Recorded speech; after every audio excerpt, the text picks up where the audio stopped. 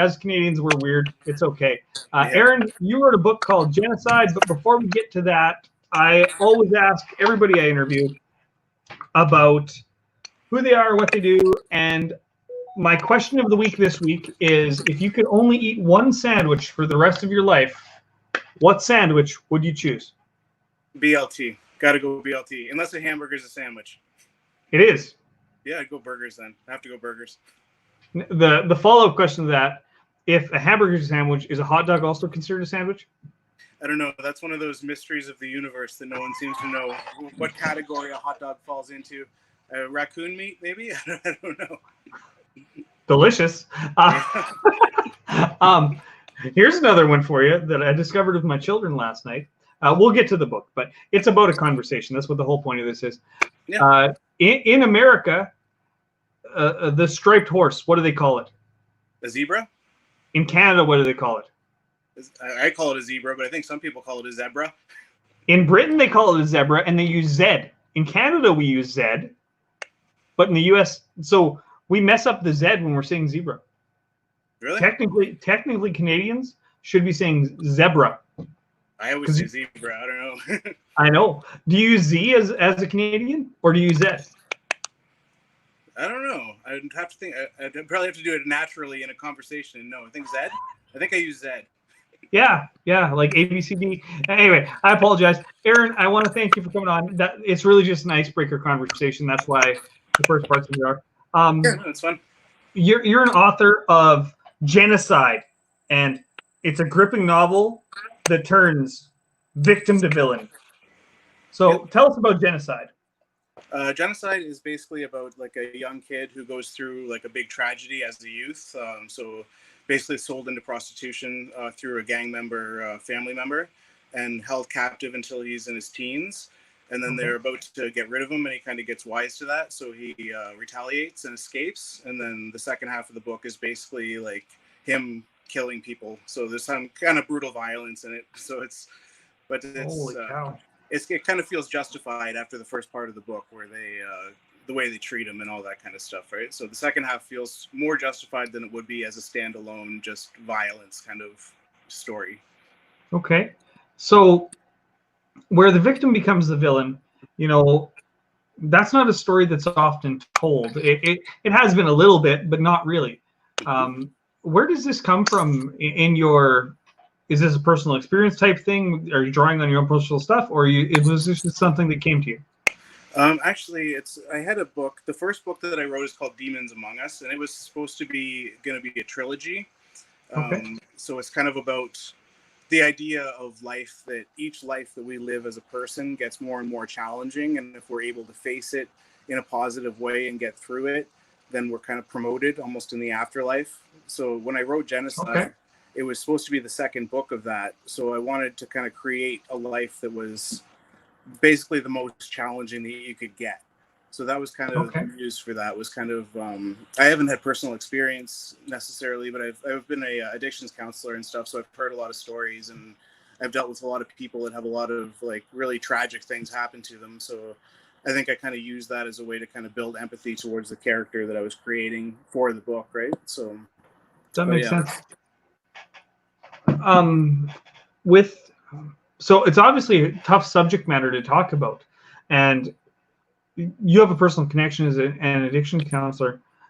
When you're writing these stories, do you ever, channeling is the wrong word, but do these characters ever speak back to you and say, this isn't something that would happen to me, or this isn't something that I would do in this situation? I don't know. I kind of try. I write all my novels from the point of view of the main character, so it's like kind of from their perspective. So I kind of just do my best to engulf myself in their situation at the time and put myself in their shoes and just kind of, I don't know. It's kind of like one of those things where like you ever make decisions in life and you're like, I wonder what would have happened if I had gone the other way.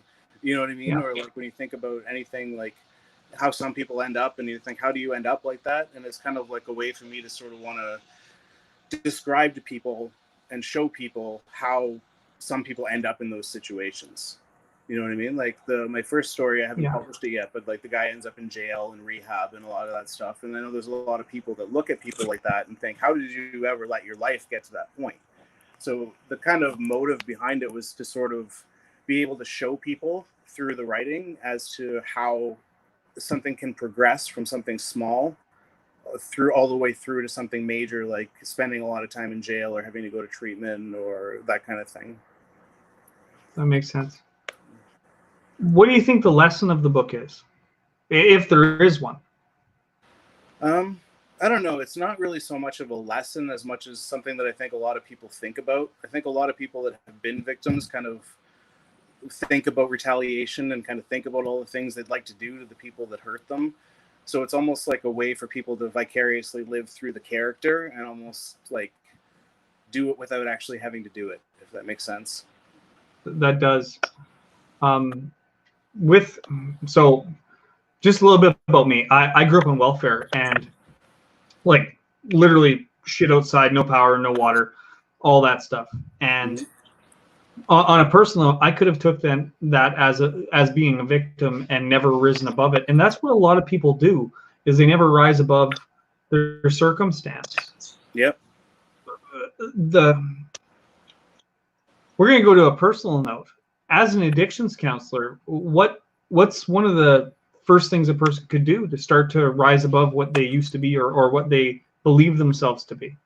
Honestly, I think the biggest part is being able to see your accountability in it too, and not take the experiences that you've had and use them as an excuse or allow yourself to just be the victim, right? Because I personally spent a lot of years feeling sorry for myself, and all that did was like enable drug use and it'll allow me to continue feeling like the victim. And then, I mean, I don't know what you believe. Some people believe that the energy you put out is kind of what you get back, right? So if that's sort of how you're living your life, then a lot of times, even if it's not the case, your perceptions could show that you continue to be the victim in everyday situations, right? Something small can happen and you can just be like, oh, that's my life. That's what happens. And feel more sorry for yourself. So I used to, when I was younger, I used to even hate that phrase, feeling sorry for yourself. Like people would say that and like that would be one of the things that would piss me off the most. And maybe that's because somewhere I knew that that's exactly what I was doing.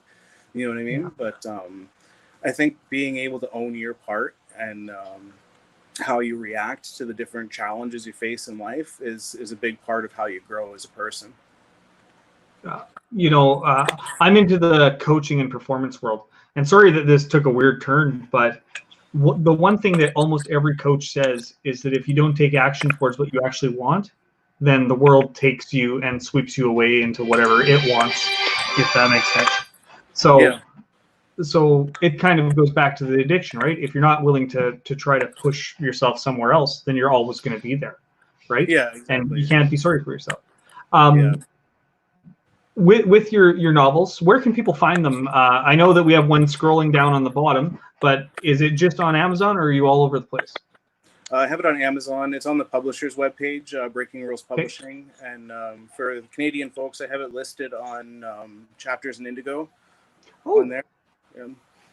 So primarily Amazon is sort of where it's at. So if people buy it, I would love some reviews on it. It's a little bit more challenging to get reviews than I thought it would be. This whole process is a lot of work. So, I mean, there's a lot of authors out there. So kind of making a name for yourself is a little challenging, right? So, I'm interviewing quite a few people from Breaking Rules. I hooked up with Ed Green last week, and he said he tagged all you guys that are part of that stuff. And Ed's watching right now, I think. Hi, Ed. If you could, as an author, if you could give anybody who wants to be an author some advice, what would that advice be? I think sticking with it is the biggest thing. I mean, a lot of people also second guess themselves, which I'm kind of bad at sometimes too. So a lot of people will write something and not think it's good enough. And I would say like write what you want to write, and then just make sure you get people to check it over, like get your close friends to read it and people that you know are going to be honest with you, right? And maybe get an editor if you feel like you need an editor. I think a lot of that stuff kind of comes easier as you write more books. But my first book I had edited because I knew that I needed it, right? Like there's a lot of stuff about grammar and punctuation and all that stuff that doesn't come naturally to everybody. So it's a learning curve like anything else, right? So the story is important, but the layout is also important. So stick with it. And, not everybody can be a writer, but I mean, I wanted to be a musician for a long time, and I learned I can't sing, so that I stuck with it for a long time thinking that was the key, but I just can't sing. So writing is more natural for me. I understand not being able to sing. I get it. What part of Ontario you're based out of? I'm just wondering, for the sake of wondering. I'm in Mount Forest. I don't know if you know where that is. It's kind of about 2 hours away from Toronto, maybe an hour away from Kitchener. What? Oh, okay. So you're like Belleville area? Other way, towards Owen Sound. Other way. Yeah. Okay, that makes sense. Canadians like know where each other are. So I'm like by Saskatoon. That's where I'm at. So middle of bloody nowhere. Before we close off, one more time, where can they find your book? We got Chapters Indigo, we got Amazon, and it's in paperback too, right? It's not just an ebook, because the link I have below is just the ebook. And are you on social media as well, as far as having an author page and stuff? I have a Facebook author page. I think it's just called Aaron Leibel Blogs. And then I have my personal Facebook, which is just my name. Sorry, my cat's pushing my phone here. And then damn cat. I have just my Instagram. It's Aaron Leibel Author. And I have a Twitter, but I don't really know how to use it. So I just sometimes connect it with my Instagram and post it that way. But I haven't figured out Twitter very well yet. Twitter's the one that Trump likes, so I stay off of it. Anyway, here's what I'm going to ask. Anybody who's watching the video, please share the video right now, because Aaron deserves to get the word out there about his book. I'm going to ask you for one thing before we go. You talked about your cat. We have to get a shot of your cat, because that's shareable. Can we do that? Yeah, she just ran away, but I actually have 10 cats. You have 10 cats. You are an author. Here's one. Aw, what a cutie.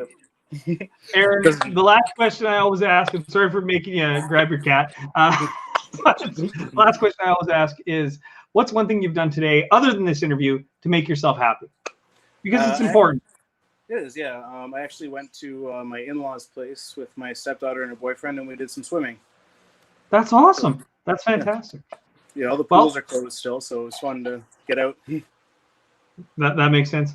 How bad are you locked down where you are right now? I know that we're all locked down the same, but how bad are you? Are you allowed to go for walks and stuff still? Or yeah. I'm an essential worker. I work with youth, so I'm still I'm working pretty much full time, so not a lot's really changed. We're not super social people anyway, so that makes sense. Yeah. Well, Aaron, I want to thank you. Everybody who's watching the video, please like, please share, please comment if you want to. And Ed, you commented before. Thank you for watching. Aaron, thank you for coming on. Once more, everybody, please go buy Aaron's book and leave some darn Amazon reviews. That's important. It helps put the algorithm up. Thank you, Aaron, and I'll see you later. Bye-bye. Thanks for having me.